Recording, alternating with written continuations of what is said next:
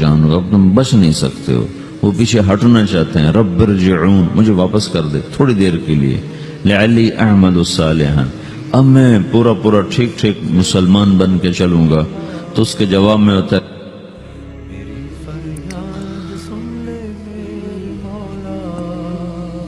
اور حدیث پاک میں آتا ہے کہ ملک الموت اترتا ہے، اس کے ساتھ 4 فرشتے ہوتے ہیں. وہ 4 فرشتے آتے ہیں، اس کی پٹائی شروع کر دیتے ہیں. ابھی پرسوں یہ حدیث میں نے پڑھی ابن ماجہ میں کہ ملک الموت کہتا ہے ایتها النفس الخبیثہ کانت فی الجسد الخبیث، اے خبیث روح جو خبیث جسم میں تھی، اخرج باہر آؤ. اب وہ واپس تو ہو نہیں سکتا، اپنے آپ کو روک تو سکتا نہیں. تو وہ حیران پریشان خوف زدہ. تو اس کے جواب میں اس کو ملک الموت کہتا ابشری بحمیم وغساق وآخر من شکلہ ازواج، تیار ہو جا خوفناک عذاب کے لیے اور کھولتے پانیوں کے لیے، کانٹے دار جھاڑیوں کے لیے اور بے شمار عذاب کی شکلوں کے لیے. تو اس کی روح کو جب کھینچتے ہیں تو رگ رگ سے وہ کٹ کے نکلتی ہے. تو سارا وجود زیر و زبر ہوتا ہے. سکرات کا درد ساری دنیا کے دردوں پر حاوی ہے.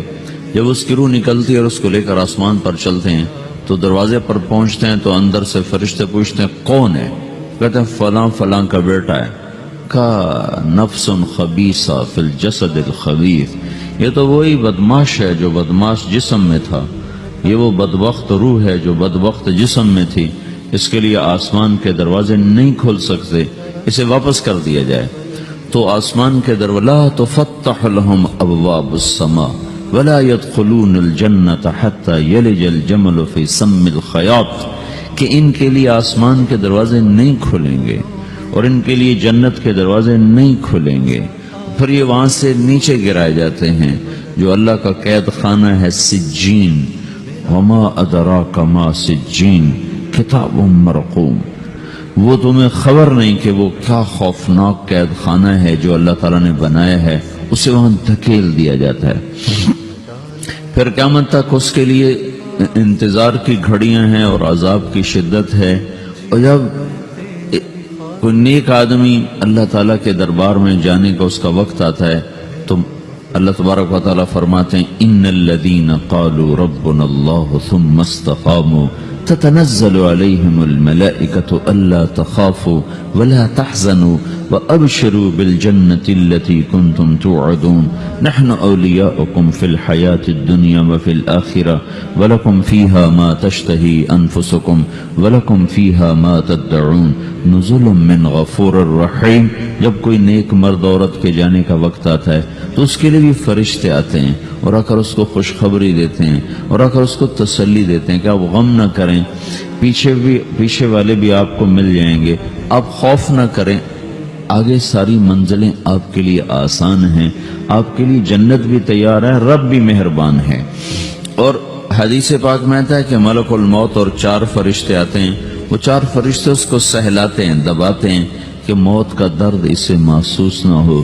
اور ملک الموت فرماتے ہیں ایتها النفس الحمیدہ کانت فی الجسد الحمید اخرجی، اے نیک روح جو نیک جسم میں تھی باہر آؤ. کیا کرو؟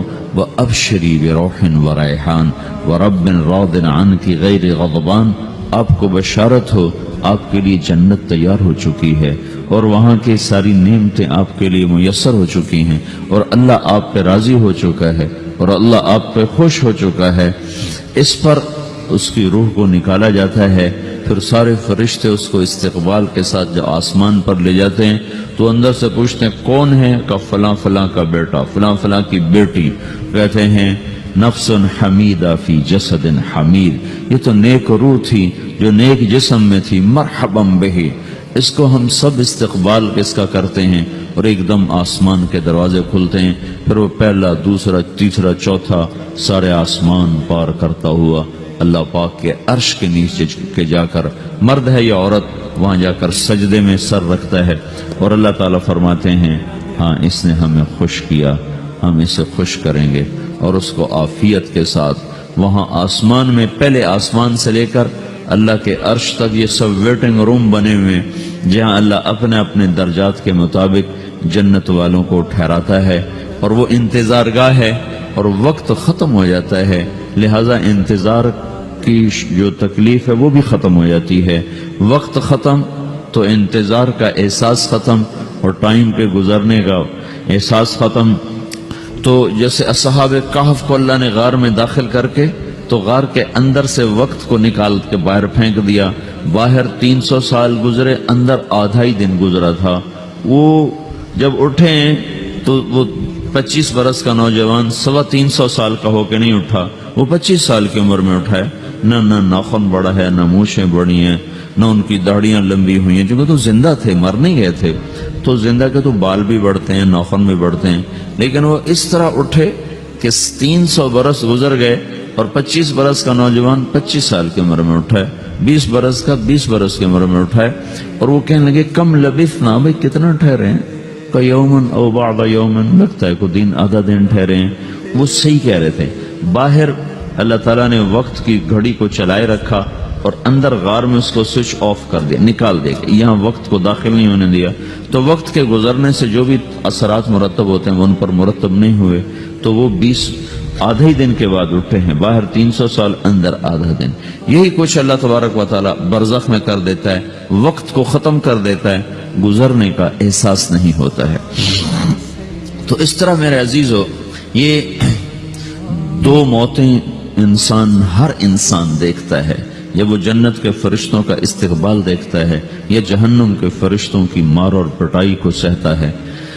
رابعہ بصری رحمت اللہ علیہ کا انتقال ہونے لگا تو انہوں نے رات کو فوت ہوئی تو انہوں نے اپنی خادمہ کو بلا کے فرمایا کہ کسی کو بتانا نہیں، جب میں مر جاؤں تو پڑوس میں 2-4 کو بلا کر نا میرا جنازہ پڑھوا دینا، اور جس کرتے میں تہجد پڑھتی تھی وہی میرا کفن بنا دینا، اور صبح بے شک لوگوں کو بتا دینا، میرے مرنے کے بعد میری میت کو رکھنا نہیں، فوراً دبا دینا۔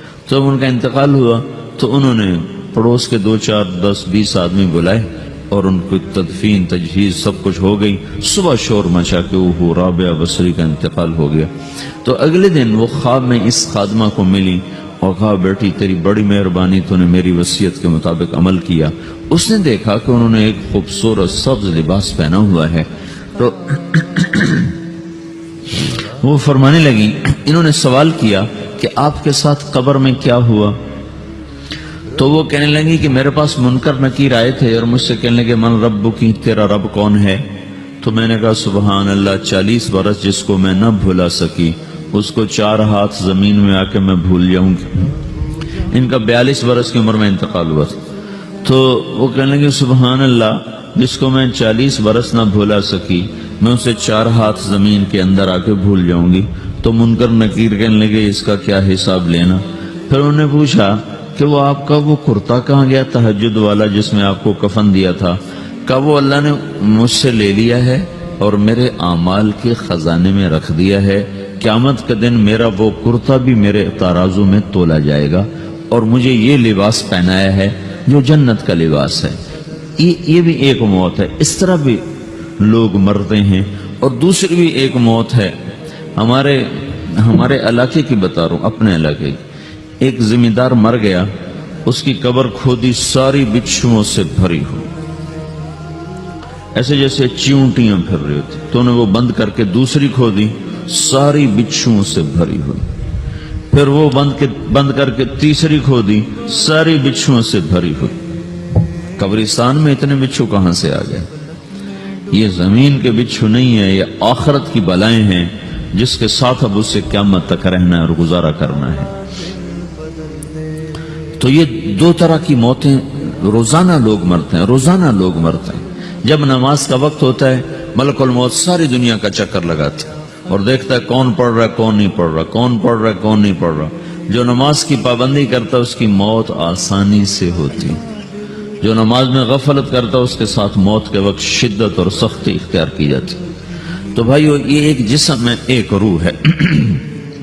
روح باقی رہنے والی چیز ہے، جسم مٹ جاتا ہے، پھر اللہ سے قیامت کے دن نیا جسم عطا فرمائے گا، ایک نیا جسم دیا جائے گا۔ روح وہی ہے جو اللہ کے خزانوں میں جمع ہو جاتی ہے، نافرمان کی سیاہ کالی روح ہوتی ہے، فرما بردار کی روشن چمکدار روح ہوتی ہے۔